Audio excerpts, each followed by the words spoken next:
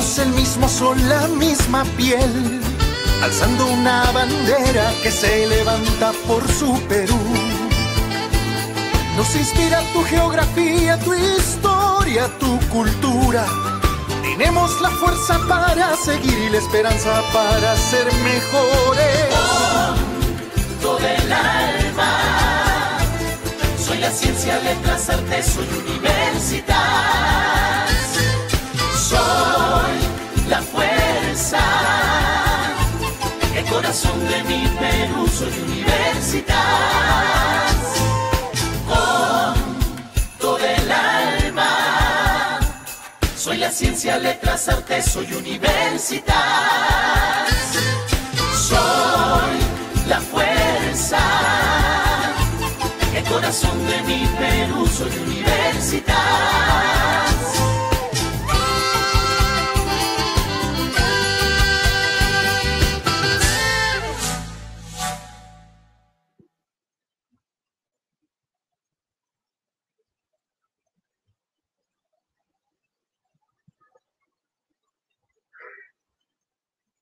Buenos días. En nombre del Departamento de Arquitectura e Ingeniería Civil de la Universidad Católica San Pablo, les doy la más cordial bienvenida a la conferencia ¿Cómo sería un arco en Marte?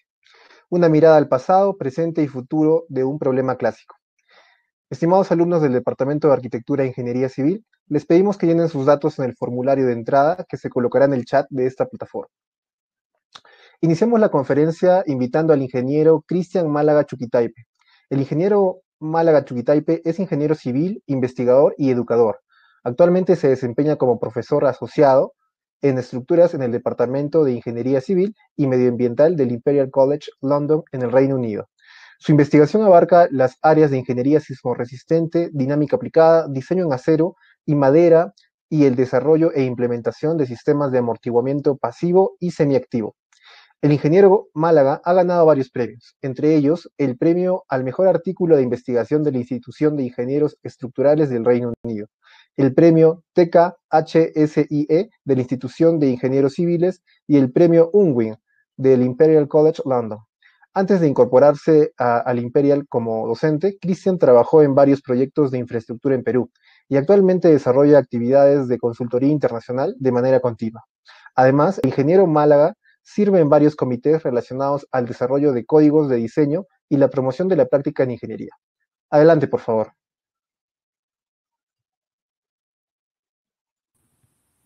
Muchas gracias por la invitación. Voy a compartir mi pantalla.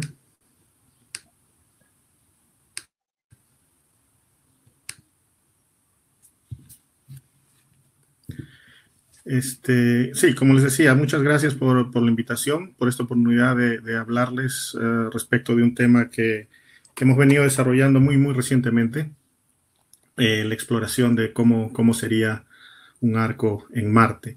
En realidad lo que pienso hacer el día de hoy es un paseo por el pasado, presente y futuro de un problema bastante clásico para los ingenieros estructurales.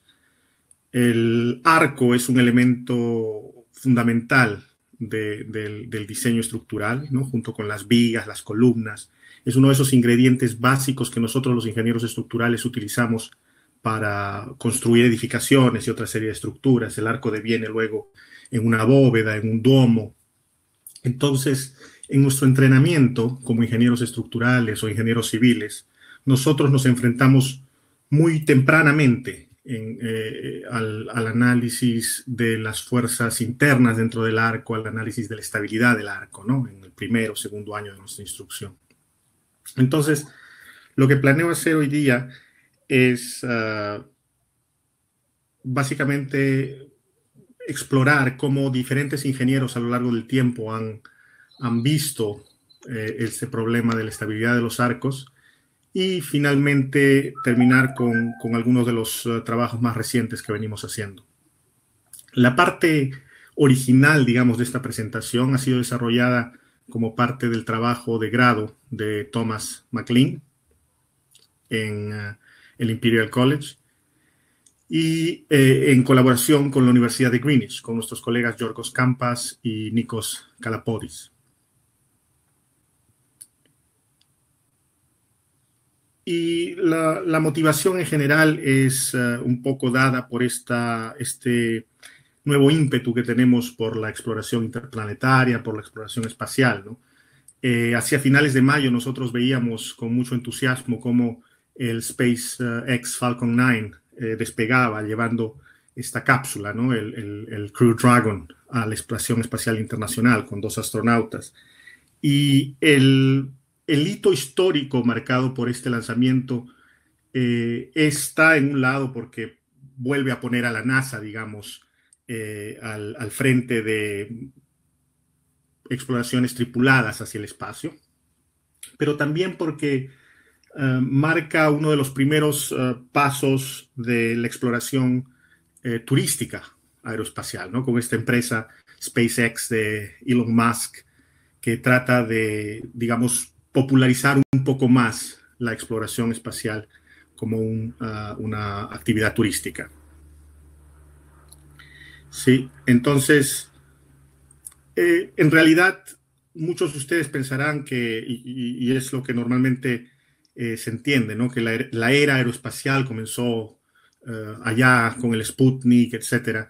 Pero, como decía el gran escritor Ballard, no se puede tener una era espacial de verdad en la cual el 99.99% de la raza humana está excluida, ¿no?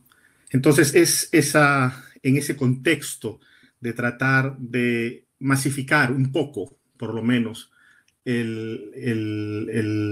la actividad aeroespacial o los viajes al espacio, que se comienzan a formular bastantes diferentes ideas de cómo serían hábitats en otros planetas, ¿no? En este caso, por ejemplo, ustedes están viendo un rendering de la empresa Marsha, que ganó $500,000, me parece, de la NASA hace algún tiempo, con esta propuesta de hábitats interplanetarios. En este caso es un hábitat en Marte, que tiene una forma digamos, las construcciones básicas tienen esta forma de beehive, ¿no?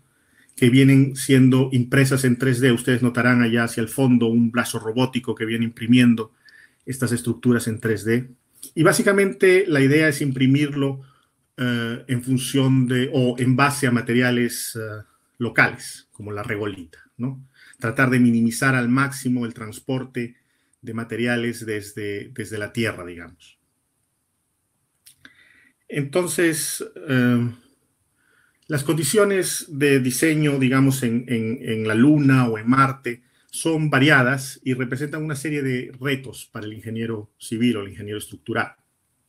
Y es viendo ese tipo de estructuras que se venían formulando, como las que acabamos de ver, que nosotros estamos con el grupo de investigación en Greenwich, estamos tratando de elucidar en realidad cuál sería la mejor manera de construir estos hábitats. Tenemos que considerar que en Marte o la Luna tenemos variaciones extremas de temperatura, ¿no? Son ambientes que no tienen la atmósfera que nosotros tenemos. Eso significa que estamos susceptibles a una gran cantidad de radiación.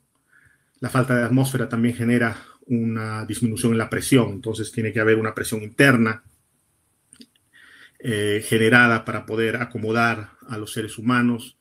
Tenemos el impacto de meteoritos que generan sismos, y si es impacto directo, generan cargas demasiado grandes sobre nuestras estructuras. El problema del polvo lunar y aspectos geofísicos, como decía, los movimientos del terreno. Y el campo gravitacional débil, que vamos a ver, forma una parte importante de los retos de la estabilidad de los arcos en ambientes como la Luna o Marte, ¿no? Marte tiene una atmósfera un poco más fuerte y la gravedad un poco más fuerte que la Luna. La Luna sería un escenario de diseño un poquito más complicado, pero esas serían, digamos, las consideraciones que tendríamos que tener en líneas generales. Kalapodis ha publicado recientemente un paper en Acta Astronáutica en donde analiza las diferentes opciones que tenemos para construir hábitats en Marte o en otros planetas. Y básicamente identifica 3 propuestas, ¿no? Que han sido desarrolladas por ingenieros en el pasado. En principio tenemos estructuras inflables, que son estructuras de muy bajo peso que pueden resistir la presión interna, digamos, pero en realidad tendrían ciertos problemas para resistir las radiaciones o para prevenir el impacto de la radiación en los habitantes. Tenemos estructuras desplegables que tienden a ser muchísimo más pequeñas y eso impone un límite importante en el desarrollo de estas estructuras.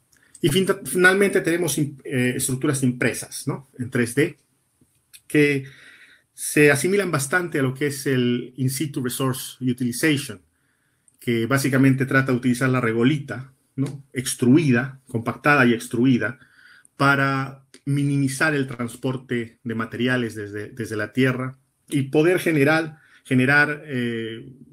grandes dimensiones, estructuras de grandes dimensiones y con formas bastante diversas, ¿no? Entonces, en la derecha ustedes verán algunas propuestas, en este caso por Cesaretti, que trata de utilizar una combinación de un núcleo presurizado con alguna superficie, en este caso, de arco, como ustedes ven. Y encima del arco tenemos algún relleno que básicamente provee de capas de espesor suficiente para prevenir los problemas de radiación. Uno de los aspectos importantes que tenemos que considerar es el diseño sísmico, ¿no? Contra moonquakes o marquakes, ¿sí? Entonces tenemos 4 fuentes potenciales de movimientos de terreno: los sismos profundos, los sismos superficiales, los impactos de meteorito y sismos térmicamente inducidos, ¿no? La variación tan súbita de temperaturas en la superficie de estos planetas o satélites básicamente induce sismos que pueden representar un problema para la estabilidad estructural de las estructuras que podemos plantear allá.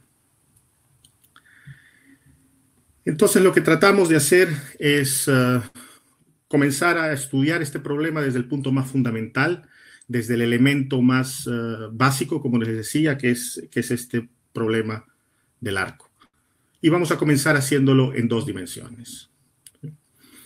Como un poco de motivación, en un estudio publicado en el año 2017, Ostanin básicamente hace una analogía entre el origen de estas formas estructurales que ustedes ven, por ejemplo, en sandstone, en algunos desiertos norteamericanos, y un proceso de optimización estructural. Lo que tenemos acá es una estructura que tiene la forma de un arco y que ha adoptado esa forma de un arco a lo largo del tiempo por un proceso de erosión que básicamente va quitando las partes de material que están menos comprimidas. Entonces, lo que tenemos es que nos queda una estructura que básicamente tiende a actuar más en compresión, que es en realidad cómo es que funcionan los arcos. Uno de los ejemplos más notorios de una estructura óptima, ¿no?, de un arco es este arco de Tak y Kisra, en lo que era la antigua Persia y que es ahora Irak, ¿no? Y ustedes ven que esta forma estructural, que es bastante esbelta, pero bastante también resistente, es redundante, es elegante, se asemeja un poco a lo que es la catenaria. Y vamos a ver qué es la catenaria y qué función cumple en el desarrollo de nuestro entendimiento sobre la estabilidad de los arcos. La catenaria es la línea o la curva que grafica la deformación, en este caso, por ejemplo, de una cadena que tiene una distribución de masa uniforme cuando nosotros la sujetamos en 2 extremos. Entonces, la ecuación que describe la curva esta, ¿sí?, es la ecuación de la catenaria. Entonces, por mucho tiempo se pensó que uno de los principios más fundamentales para construir un arco óptimo es básicamente encontrar esta catenaria, ¿sí?, esta curva, e invertirla, ¿sí? Y eso viene desde la época de Robert Hooke, ¿no? Robert Hooke en los años 1600, donde el tirano mandó, básicamente formaliza esta analogía con este dicho, ¿no? Dice: así como cuelga la línea flexible igual pero invertido, se mantiene el arco rígido. Robert Hooke escribe esto como forma de un anagrama en una esquina de uno de sus escritos. Pero la idea básicamente fue, o mejor dicho, llegó a ser extendida, ¿sí? Tenemos acá, por ejemplo, a la derecha un dibujo de Polleni, donde emplea esta analogía para evaluar la estabilidad estructural del Duomo de San Pietro en Roma. Pero estructuras como esta, por ejemplo, o estructuras como el Duomo de San Pietro u otros domos, básicamente se formulaban en base a leyes empíricas, ¿sí? No había una descripción mecánica del funcionamiento de estas estructuras, y mucho menos la habilidad o las herramientas matemáticas que tenemos ahora, ¿no? Uno de los primeros esfuerzos para definir la catenaria que dio éxito fue esta convocatoria que hizo Jacobo Bernoulli en 1690 para determinar la ecuación matemática de esta catenaria. A esta convocatoria, el mismo año, responden tres grandes matemáticos: su hermano, Johann Bernoulli, son varios Bernoullis, Huygens y Leibniz.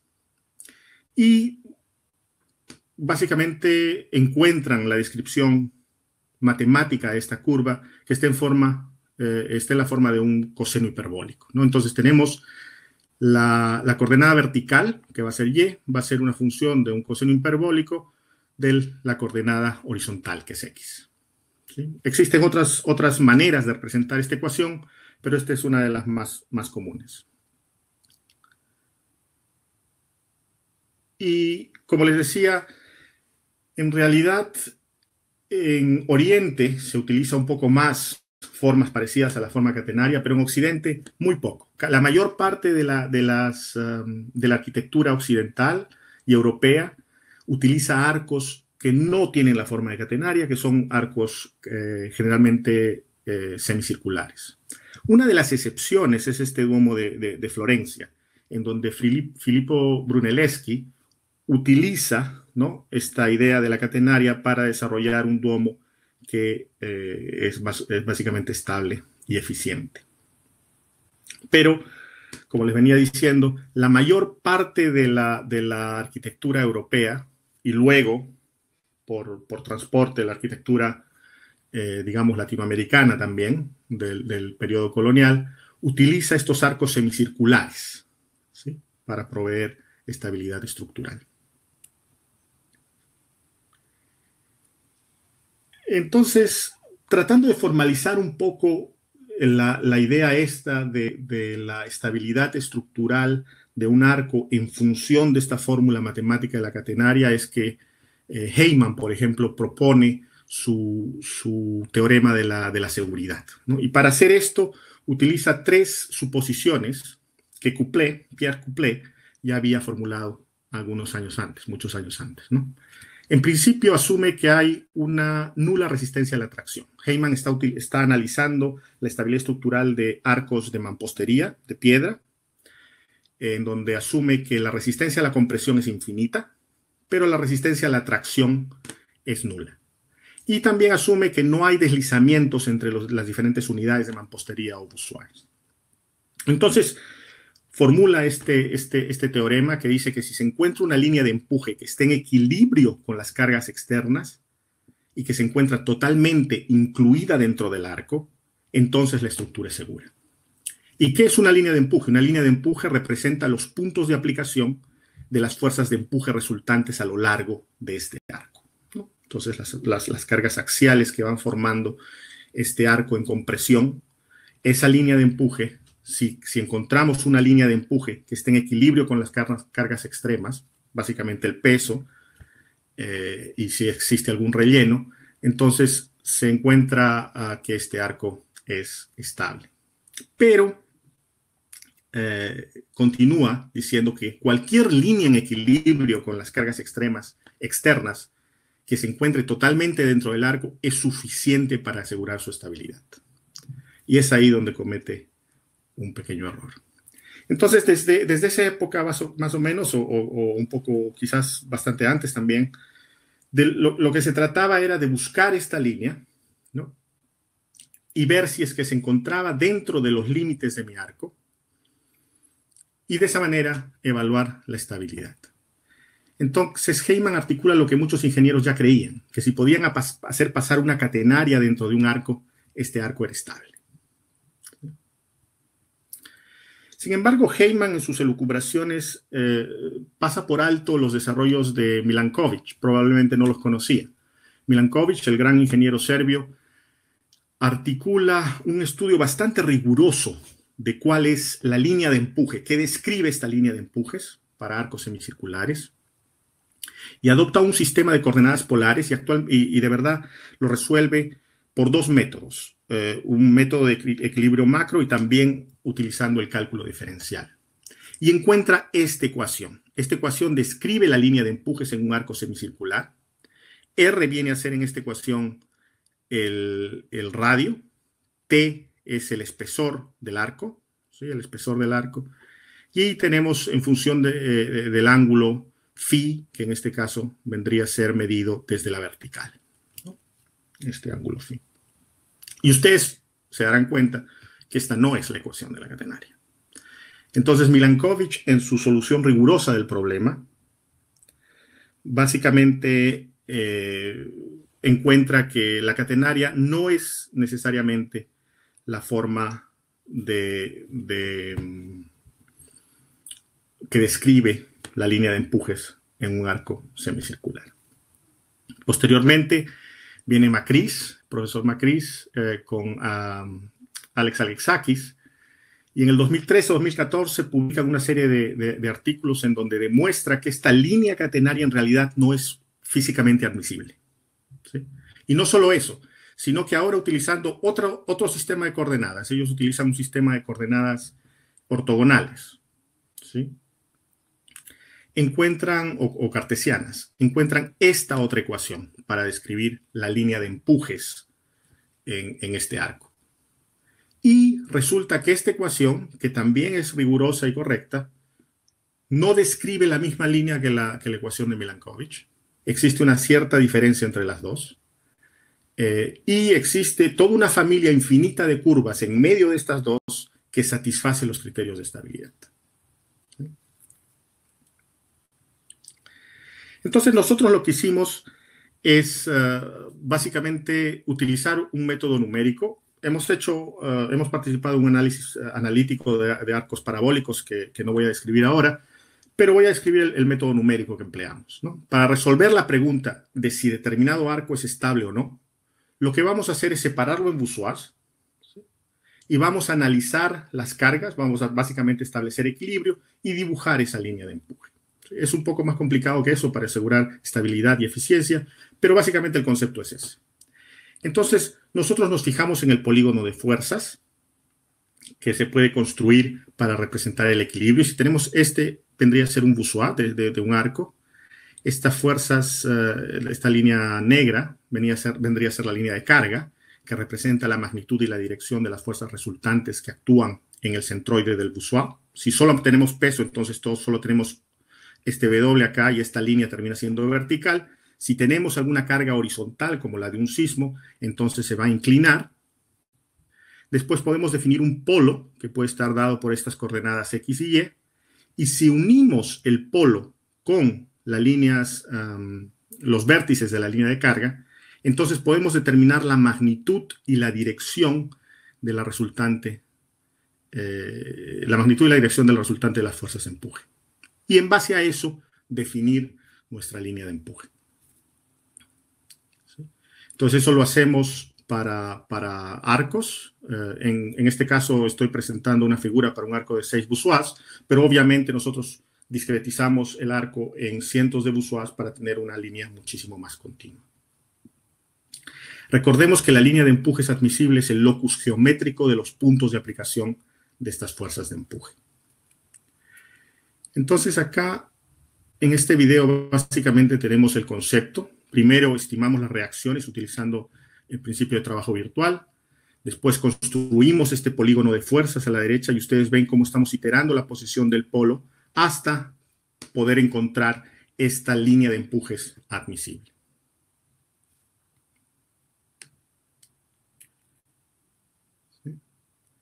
Entonces, una vez que encontramos la línea de empujes admisible, podemos concluir que efectivamente este arco es estable.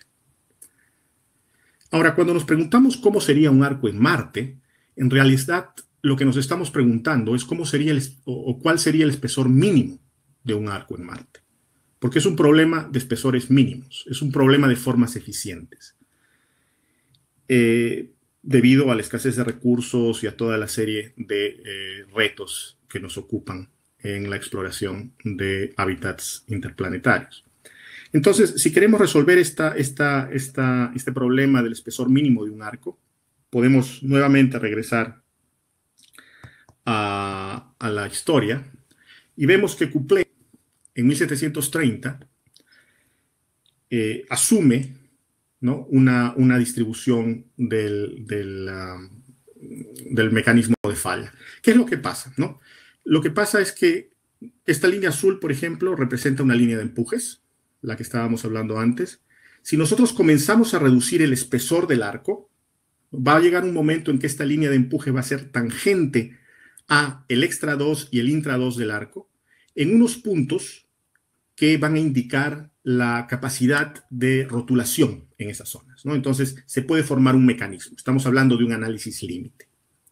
Entonces, Couplé lo que hace es definir que estas rótulas básicamente se van a formar a 45 grados de una manera arbitraria y en base a eso determina que el espesor del arco, dado por la relación entre T, que es el espesor, y R, que es el radio, tiene un valor de 0.1.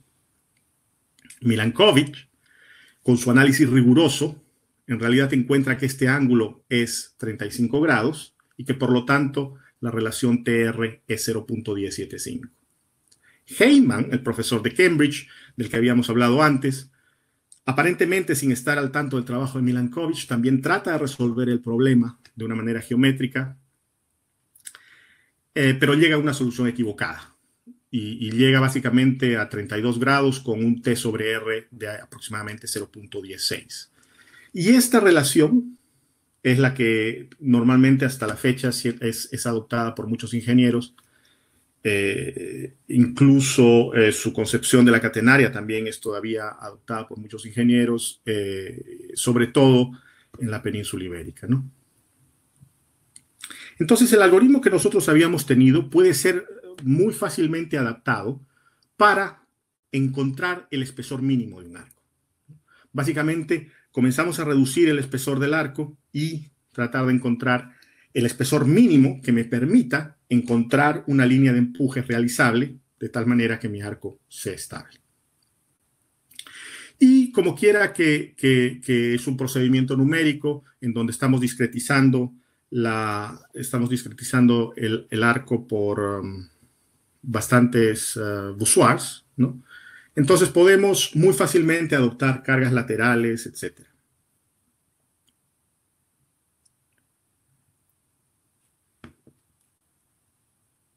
Entonces,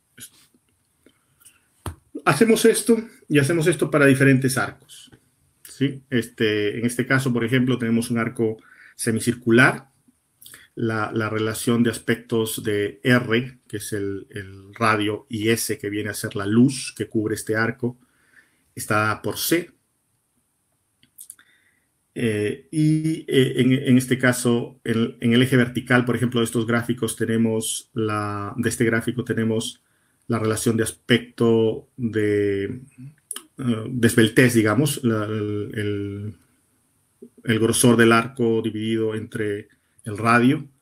Y en el eje horizontal tenemos un factor epsilon que representa la carga lateral, la carga de sismos. Básicamente la aceleración pico de terreno dividida entre la aceleración de la gravedad G.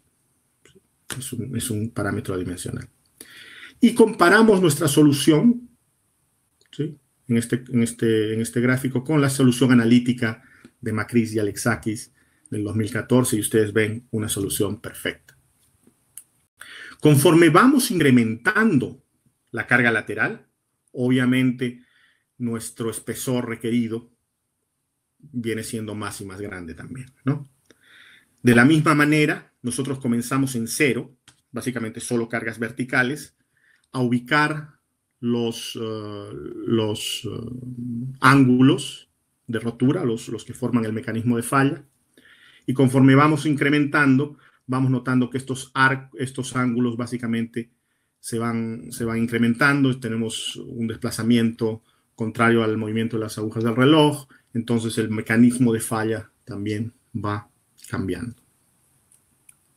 ¿Sí? Hacemos esto para arcos elípticos, arcos parabólicos, no voy a entrar al detalle de esto, arcos catenarios, arcos puntiagudos, pero básicamente tenemos una serie de resultados y podemos básicamente utilizar este concepto para analizar todos los arcos que se nos ocurran y de pronto también, digamos, encontrar la solución óptima o el arco de menor espesor. Un punto interesante que encontramos en estos estudios que realizamos con Tomás, Yorgos y Nikos es que los arcos catenarios que normalmente se han considerado como la forma óptima de un arco sometido a su peso propio, cuando comenzamos a utilizar cargas laterales, ¿sí? Comienzan a ceder esta optimalidad hacia los arcos parabólicos. Entonces tenemos que, por ejemplo, en este caso, a partir de una aceleración pico de terreno de 0.2 veces la gravedad, el arco parabólico, para diferentes relaciones de aspecto, termina siendo más eficiente que un arco catenario. Y eso es porque el arco parabólico se parece bastante al arco catenario, pero tiende a ser un poquito más steep, un poquito más vertical hacia los extremos. Ahora estamos en épocas de cuarentena, entonces no tenemos acceso a nuestro laboratorio. Lo que hicimos fue básicamente ordenar una impresora 3D para que nos imprima estos pequeños busuar y hacer un ensayo básicamente casero, ¿no? Entonces tenemos una plataforma que vamos levantando poco a poco y vamos encontrando cuál es el mecanismo de falla y lo comparamos con los mecanismos de falla de nuestro algoritmo, etc. Esto va a ser más importante para los arcos que se vienen. ¿Por qué? Porque en los arcos que se vienen no tenemos ya soluciones analíticas disponibles. Entonces, nos preguntamos por qué no liberarnos de esta condición ahora en la que tenemos que el arco tiene que tener el mismo espesor a lo largo de su longitud? En vez de preguntarnos cuál sería el espesor mínimo de un arco en Marte, nos preguntamos cuál sería el espesor mínimo no uniforme de un arco en Marte. Entonces hacemos lo mismo, utilizamos el mismo algoritmo, pero ahora vamos a ir optimizando la forma. Entonces comenzamos con el arco de espesor mínimo identificado en el estudio anterior. Obteníamos las líneas de empuje, ¿sí? Fíjese que en este caso tenemos una línea de empuje, acá lo voy a parar, para un sismo que viene en una dirección. Entonces tenemos que ubicar la línea de empuje para el sismo que viene en la otra dirección, porque los sismos no tienen una dirección predeterminada, puede venir en ambas. Luego sometemos nuestro arco también al análisis de cargas de gravedad, tratando de que pase por los puntos de intersección de estas dos curvas de empuje. Y en base a eso definimos una envolvente. Y una vez que la envolvente está definida, comenzamos a quitar el material que no se necesita y repetimos el proceso. Entonces vamos obteniendo formas cada vez más óptimas, que no necesariamente tengan el mismo espesor a lo largo de su longitud y que resistan ciertas cargas laterales. Y acá ven ustedes a la derecha una familia, ¿no? Las diferentes generaciones de arcos que vamos generando, ¿no? Comenzamos con como les decía, el arco semicircular, en este caso, de espesor mínimos, y vamos quitando material, ¿no? Hasta que llegamos a un criterio de convergencia. En este caso, nuestro criterio de convergencia está dado por un parámetro de diseño que consideramos nosotros sea la relación de aspecto, o sea, básicamente qué luz queremos cubrir con qué altura. Entonces, cuando encontramos que nuestro algoritmo se está alejando un poco de esto, lo paramos, ¿sí? Y ese poco está determinado en base a una tolerancia, ¿no? En nuestro algoritmo matemático. Y entonces este tipo de arcos son los que, digamos, no tienen una solución analítica en este momento. Entonces comenzamos a realizar también algunos pequeños experimentos, digamos, de cocina, pequeños experimentos en nuestro laboratorio casero, debido a COVID. Y vamos viendo que termina reproduciendo más o menos los mecanismos de falla que identificamos. Ahora la pregunta es, ¿cuánto ahorramos con este proceso? Y acá en la parte vertical, ustedes van a ver que estamos haciendo, en la línea vertical, en el eje vertical de estos gráficos, en el gráfico de la izquierda tenemos una relación de áreas. Básicamente, cuánto de volumen respecto del arco circular con espesor mínimo nosotros podemos ahorrar si es que, digamos, liberamos de la uniformidad del espesor a nuestros arcos. Nuevamente, en el eje horizontal tenemos diferentes magnitudes de cargas laterales. Una cosa interesante es ver cómo el arco parabólico o el arco catenario, ¿no? Cuando comenzamos, digamos, la semilla, la iteración inicial comienza con un arco parabólico o un arco catenario, esos arcos terminan dándonos el resultado más óptimo, digamos, de ahorro en material, que para casos, por ejemplo, de 0.1 veces la aceleración de gravedad, puede llegarnos a ahorrar un material hasta del 80%, ¿no? Y eso, como les repito, es bastante importante. Es crucial para la exploración extraterrestre, ¿no? En el gráfico de la derecha tenemos una comparación también en términos, en este caso estamos obteniendo la carga de cortante en la base, ¿no? Porque no podemos de tensión en la base, porque no podemos originar tensión. La regolita tiene resistencias que más o menos pueden llegar hasta la calidad de un concreto pobre, de un concreto malo, ¿no? 10, 20 megapascales, pero en tensión es bastante mala, ¿no? Entonces resiste un poco bien a la compresión, pero en tensión es bastante mala. Esto no lo voy a presentar, pero básicamente les voy a decir, existe solamente otro grupo que no, en realidad, estudiando arcos en mar, pero arcos en general, la forma óptima de arcos sometidos a cargas laterales, ha publicado recientemente un paper, pero existe esta manera de confundir lo que es el polígono funicular, ¿no? Y las líneas de empuje. Entonces ellos terminan en arcos que en realidad nosotros los hemos sometido a análisis, no cumplen en realidad con las estimaciones requeridas para cargas laterales. Ok, entonces nos terminamos preguntando cuál sería el espesor mínimo no uniforme de un arco en Marte, pero nos estamos olvidando de la parte más importante o la parte más, digamos, determinante de esta pregunta específica, que es la parte de Marte, ¿no? ¿Por qué? Porque Marte tiene un campo gravitacional diferente. Y nosotros hemos visto, ustedes ya entenderán, que la estabilidad de estos arcos está dada básicamente por su carga de gravedad, por su peso. Entonces, estos cambios en la gravedad van a alterar la forma de nuestros arcos. Entonces, definimos un parámetro alfa, que es un parámetro adimensional, que relaciona la aceleración gravitacional en Marte o la Luna con la gravedad proporcional G en la Tierra, ¿no? 9.81 metros sobre segundo al cuadrado. Entonces, acá más o menos los grafico a escala para una solicitación lateral de 0.2 veces la aceleración de la gravedad, una aceleración pico de terreno de 0.2 G. Para la gravedad de la Tierra, para la gravedad de Marte, que es aproximadamente 37%, 38% de la gravedad de la Tierra, y para la gravedad en la Luna, que es aproximadamente 16, 17%. Entonces ustedes van viendo cómo conforme la gravedad se va reduciendo, no solamente necesito más espesor en los arcos, porque necesito más peso, sino también se van expresando de una manera más fuerte estas líneas de empuje originales que nosotros teníamos, ¿sí? Entonces la forma va cambiando. Ahora, esto requiere ciertas iteraciones o ciertas modificaciones, porque nosotros tenemos que asegurarnos que no se originen ningunos estados de tensión en estas digamos, regiones. También tenemos que considerar que el material con el que estamos construyendo no es infinitamente resistente a la compresión. Entonces, si nosotros consideramos una resistencia finita a la compresión, de acuerdo a la capacidad que tiene la regolita, en lo que básicamente se traduce eso es en ensanchar un poco la sección de nuestros arcos, porque básicamente se generan fuerzas de tensión que nosotros queremos evadir.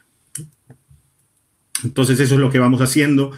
Vamos jugando con relajar un poco los parámetros de convergencia, permitir más iteraciones, y entonces vamos tratando de incorporar de alguna manera los aspectos de constructabilidad, ¿no?, en estos arcos.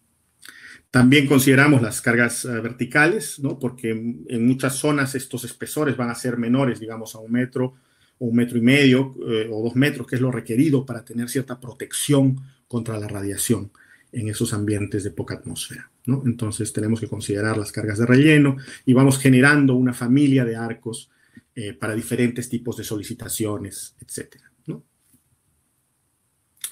Entonces, para concluir, voy a terminar diciendo que la solución numérica del análisis de líneas de empuje es, espero haberlos convencido, una herramienta versátil, no tanto para el diseño de arcos nuevos, no solo para el diseño de arcos nuevos, sino también para la evaluación de la estabilidad de arcos existentes.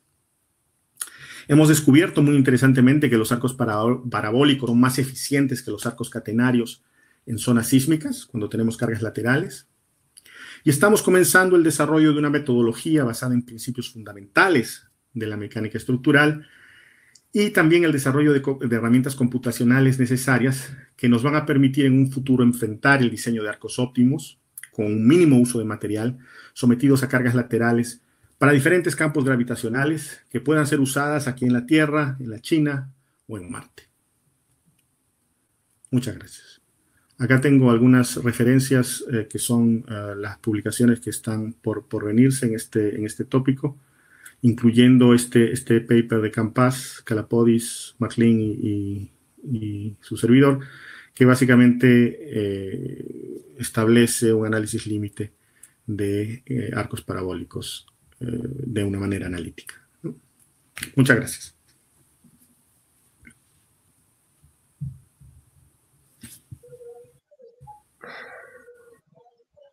Muchas gracias por su presentación. Estimados alumnos del Departamento de Arquitectura e Ingeniería Civil, les pedimos llenen sus datos en el formulario de salida que se colocará en el chat de esta plataforma. A continuación iniciaremos la rueda de preguntas y para ello brindaremos las preguntas hechas por los participantes al expositor. De hecho ya tenemos un par, Cristian. La primera es de Galvarino Pinto y su consulta es ¿cómo podría o qué podría ocurrir si los apoyos no se encuentran al mismo nivel? Sí, es bastante posible.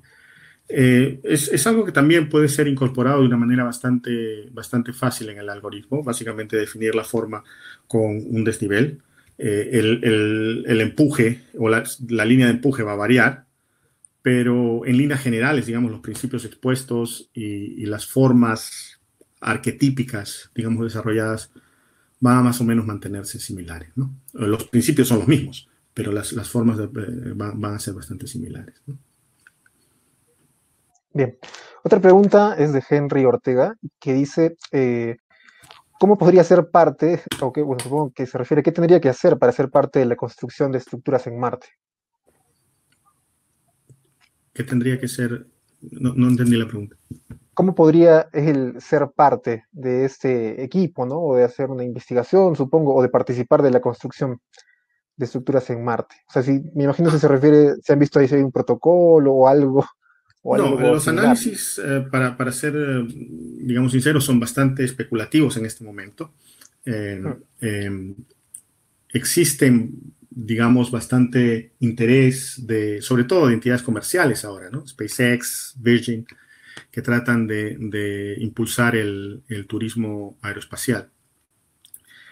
En realidad, en Greenwich, Yorgos tiene un programa de investigación que se dedica a básicamente la exploración de digamos, esquemas constructivos, ¿sí?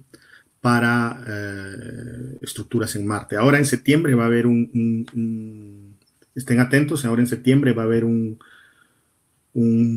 simposio donde va a venir gente de la NASA, de la Estación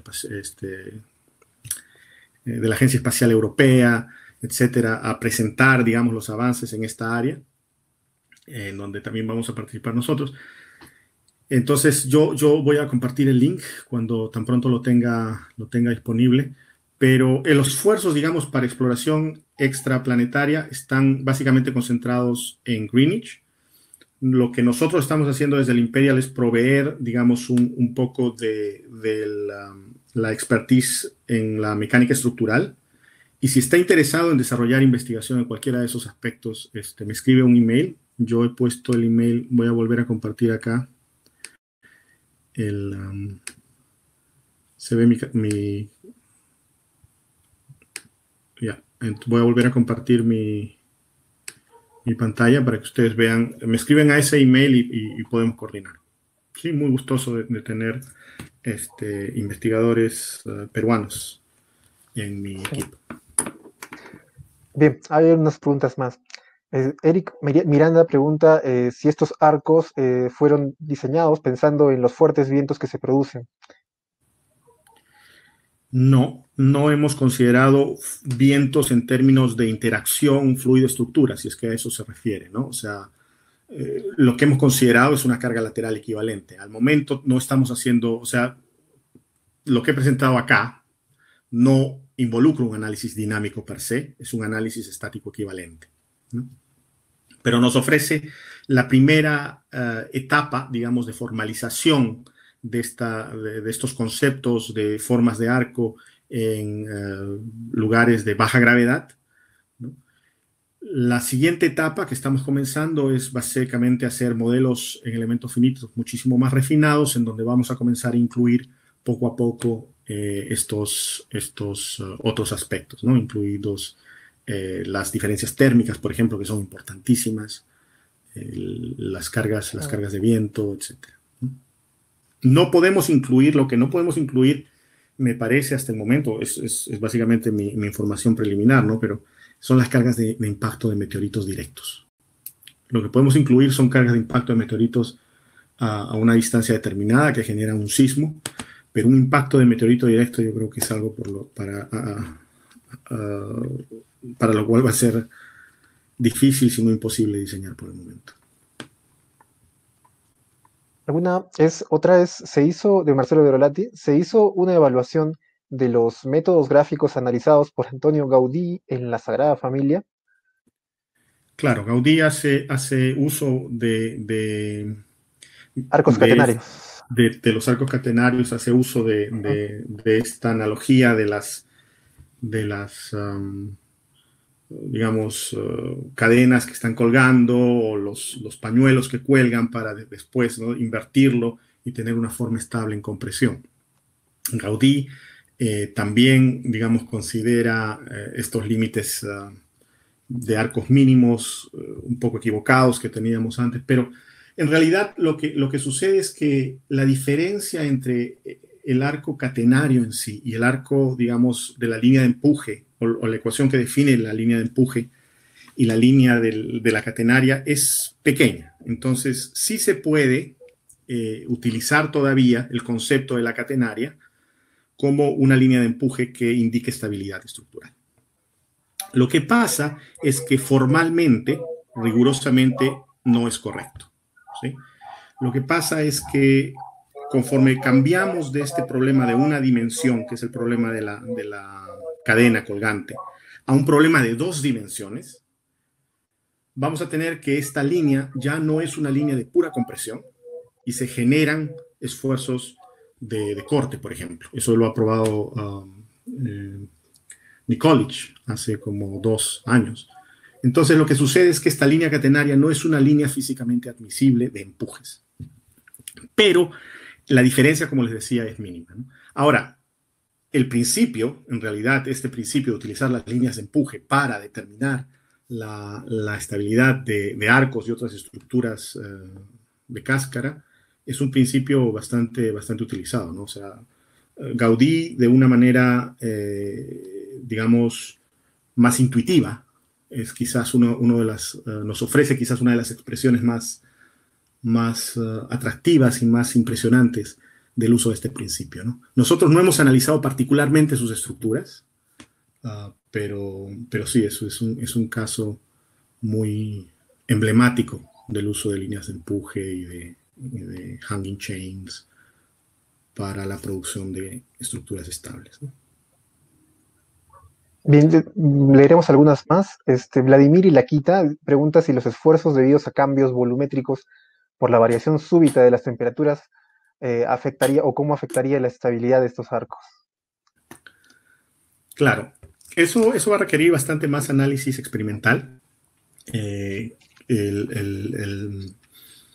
Digamos, el problema de la caracterización de la regolita marciana o la regolita lunar es un problema con muchos retos todavía en términos de caracterización experimental.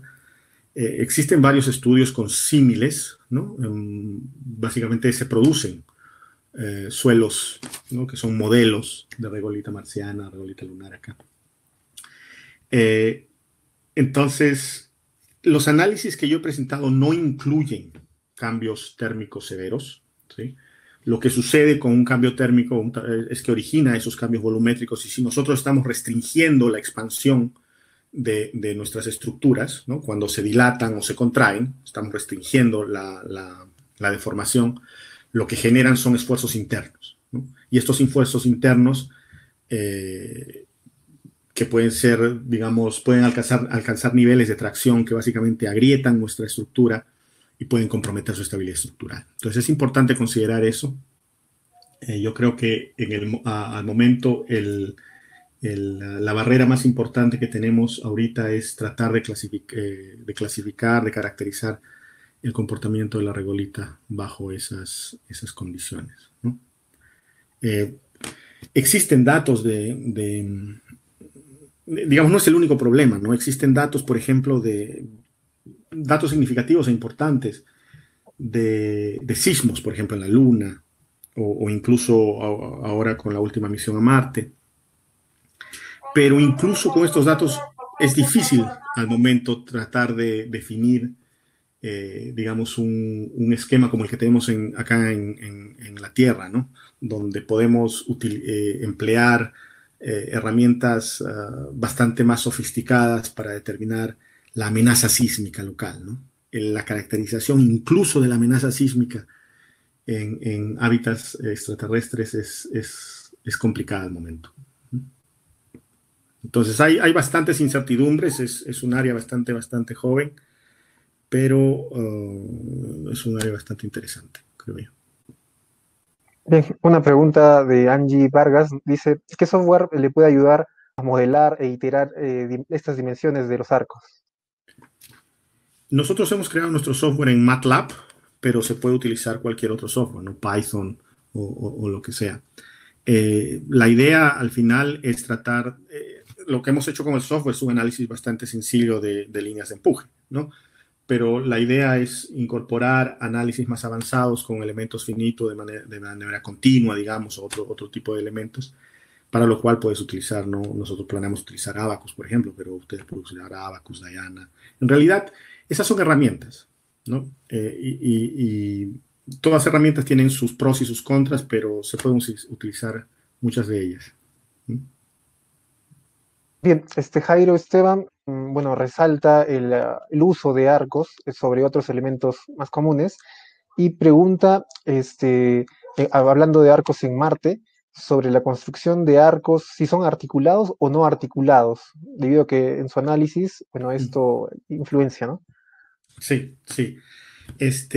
Claro, los arcos a los que yo me he referido en general son arcos lo que llamamos estáticamente indeterminados, ¿no? Que básicamente para su solución no podemos utilizar las ecuaciones de equilibrio, no nos bastan, ¿no?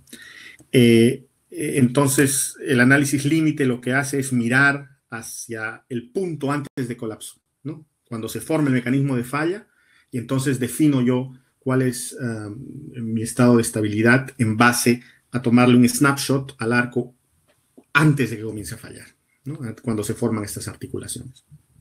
Pero es una pregunta muy importante, muy interesante, que es algo que estamos considerando ahora, la manera de incluir articulaciones, ¿no? Incluso estamos, digamos, tratando de explorar la potencialidad de utilizar elementos deslizantes en la base, ¿no? Para, digamos, restringir un poco la generación de esfuerzos de tensión. ¿Sí?